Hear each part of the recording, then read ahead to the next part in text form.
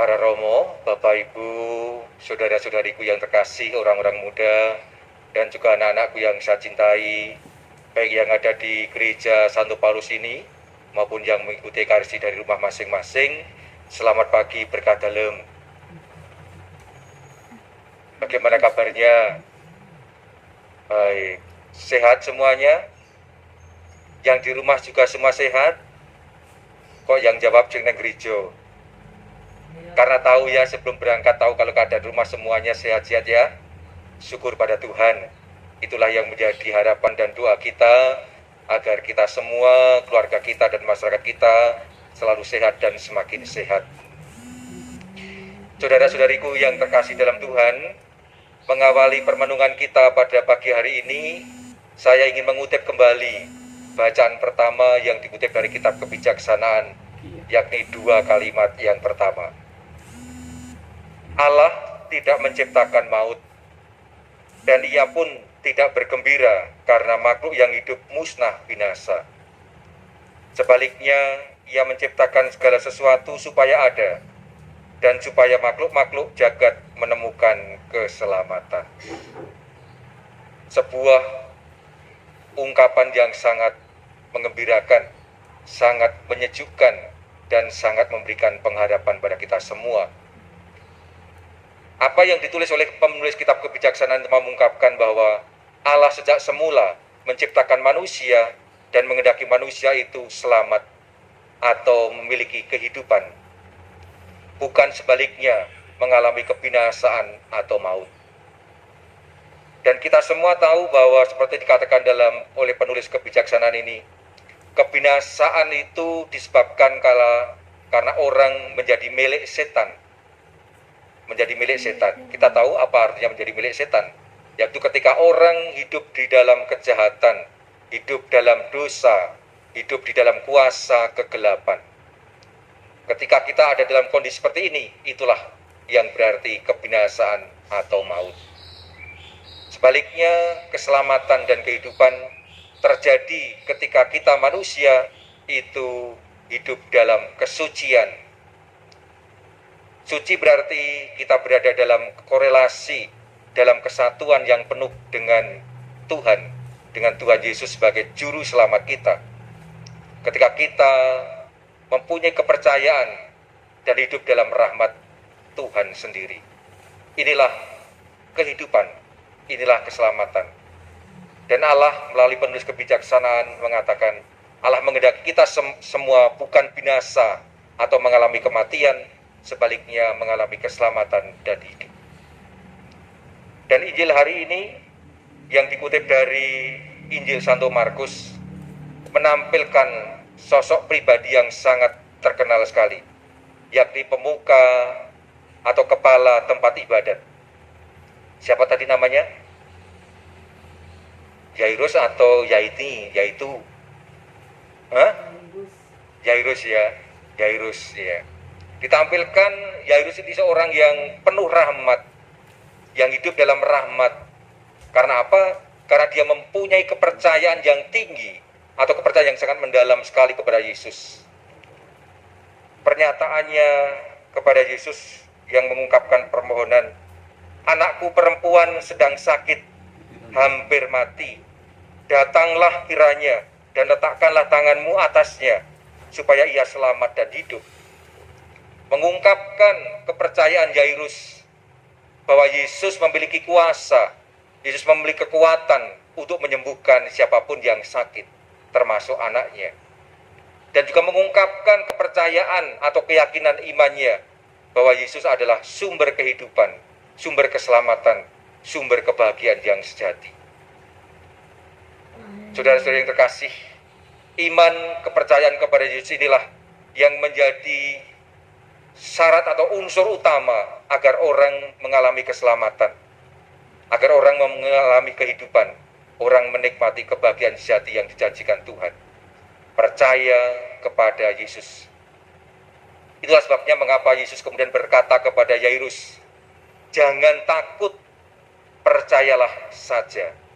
Jangan takut, percayalah saja.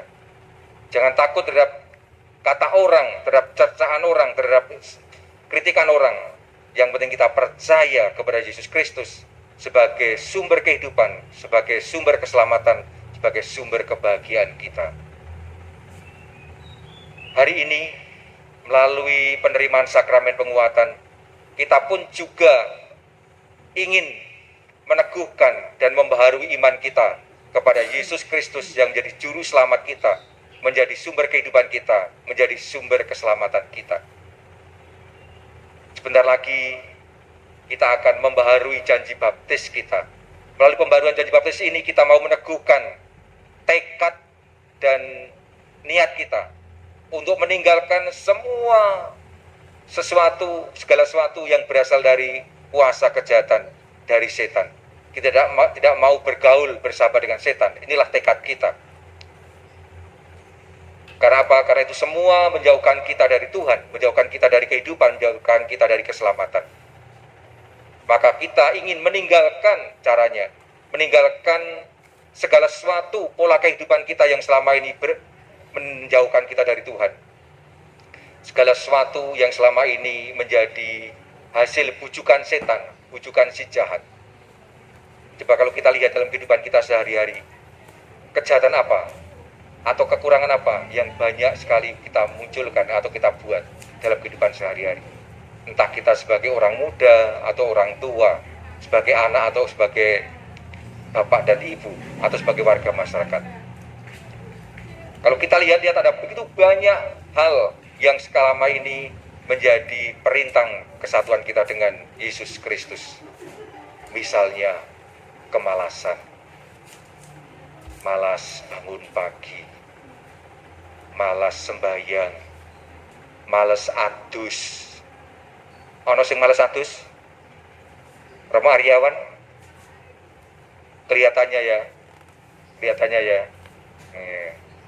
Dia itu mandinya sehari 5 kali. Nek kober, nek okeh le ora kober itu. Ada begitu banyak kemalasan yang kita buat. Malas sembahyang, malas ekaristi, malas membantu teman atau orang tua, atau malas macam-macam. Selain kemalasan yang kerap kali muncul, iri hati, dengki, seperti diungkapkan dalam bacaan yang pertama. Ketika ada teman kita yang sukses, yang baik, kita iri, kok aku ra kaya ngono kuwi. Lalu kita mencoba untuk jegal atau ngomong ke sing elek supaya orang lain mempunyai dinilai secara tidak baik oleh orang lain. Macam-macam hal yang berasal dari si jahat ingin kita tinggalkan, ingin kita lebur, ingin kita musnahkan. Supaya apa? Supaya kita semakin bisa bersatu dengan Kristus. Maka melalui pembaruan janji baptis, selain kita menegaskan tekad kita untuk meninggalkan kuasa kegelapan, juga kita ingin meneguhkan tekad kita untuk semakin mempersatukan diri dengan Yesus Kristus yang menjadi junjungan kita, yang menjadi juru selamat kita. Caranya bagaimana? Iya caranya.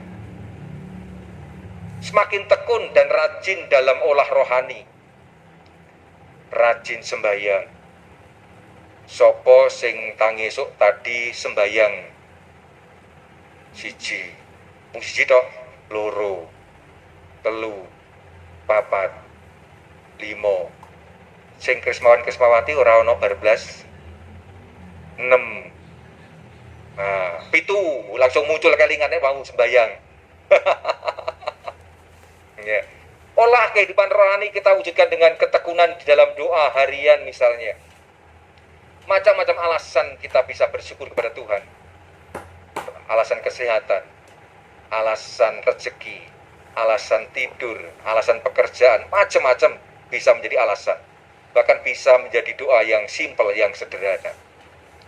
Setelah itu juga ikut terlibat di dalam kegiatan bersama menggereja, khususnya dengan perayaan Ekaristi, baik secara offline maupun online, dengan mengikuti kegiatan-kegiatan di lingkungan baik secara online maupun offline, sesuai dengan kebutuhan yang ada.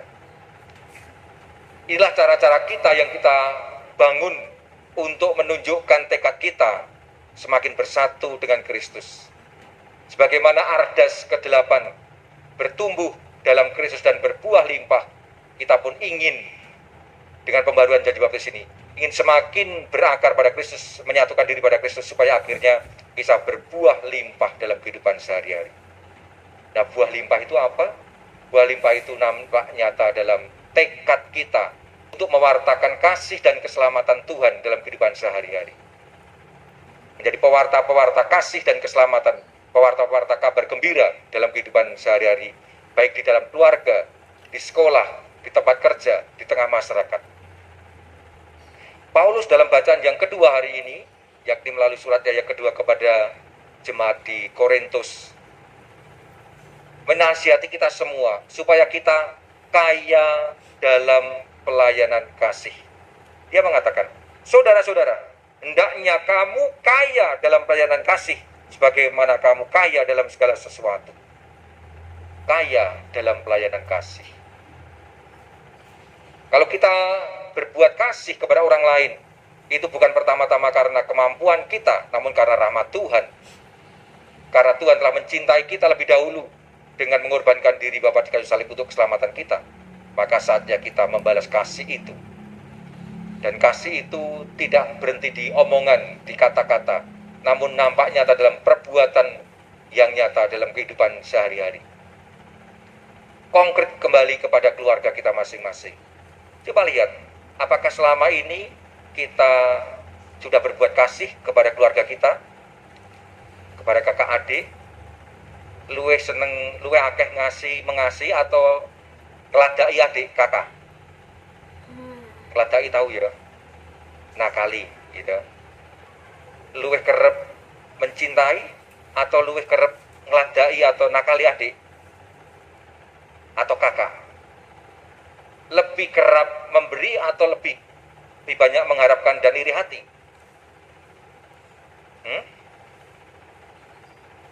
Lebih banyak iri hati ya. Iya ya. Nah, ini salah satu yang perlu kita benahi bersama. Sebagai orang muda, kesempatan yang muda-muda ini, kalau di rumah mudah sekali untuk membantu orang tua, mengerjakan tugas orang tua kita, nyapu, cuci piring, ya, syukur pada Tuhan. Ngentek keceting, saya wis ra ono ceting ya, neng langsung magic chair ya toh. Nah, ini semua sebagai satu langkah yang konkret bagaimana kita mewujudkan kasih itu dalam keluarga kita masing-masing.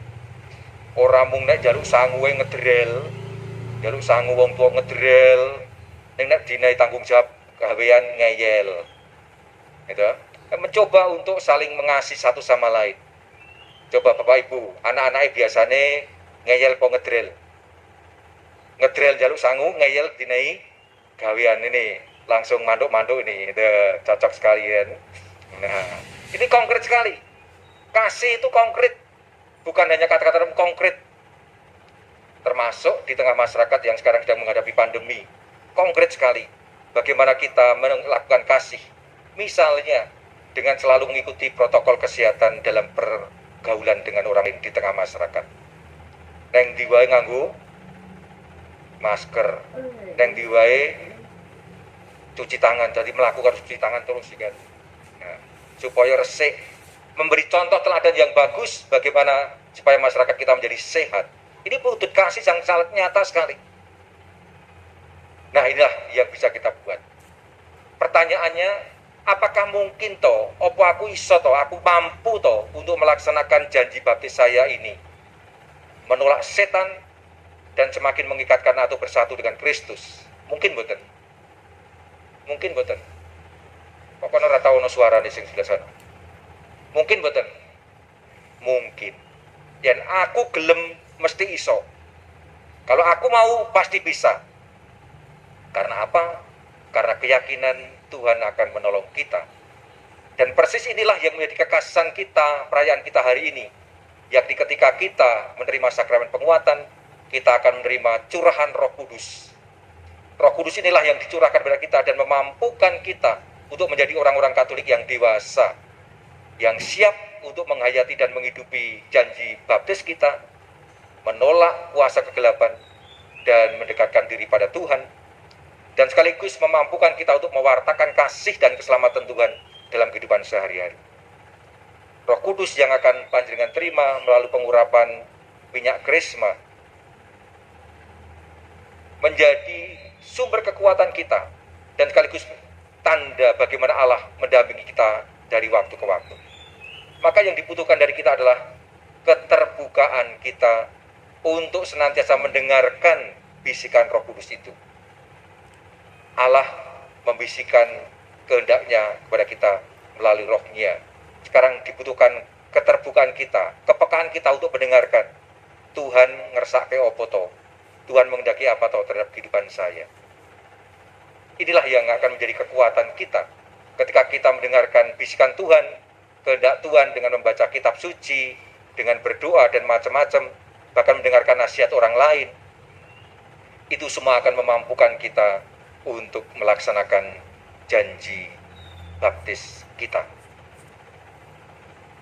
Kita coba untuk tidak mengikuti kehendak diri sendiri yang bertentangan dengan kehendak Tuhan, namun kehendak Tuhan. Inilah cara-cara kita menjadi orang dewasa dalam iman yang siap menjadi saksi-saksi Tuhan di tengah masyarakat. Karena itu marilah pada kesempatan ini kita berdiam diri sejenak, kita mohon anugerah Roh Kudus agar dicurahkan kepada kita masing-masing dan memampukan kita untuk kembali menghidupi janji baptis yang akan segera kita perbarui dalam kesempatan perayaan ini.